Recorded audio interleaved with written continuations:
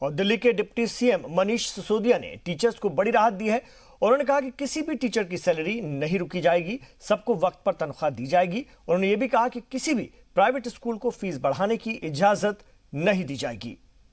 सभी प्राइवेट स्कूलों की, चाहे वो सरकारी स्कूल पे, सरकारी जमीनों पर बने हैं या प्राइवेट जमीन पर बने हैं, ये जिम्मेदारी होगी कि वो अपने सभी स्टाफ को, टीचिंग और नॉन टीचिंग, कॉन्ट्रैक्ट का हो या आउटसोर्स किया हुआ हो, सभी स्टाफ को समय पे सैलरी उपलब्ध कराएंगे। अगर किसी तरह का उनके रेवेन्यूज में कोई शॉर्टफॉल है तो जो अपनी पेरेंट संस्था है उससे पैसा लेके पूरा करेंगे, लेकिन पैसे की कमी की वजह से किसी स्टाफ की सैलरी नहीं रोकेंगे। कोई भी स्कूल 3 महीने की फीस डिमांड नहीं करेगा,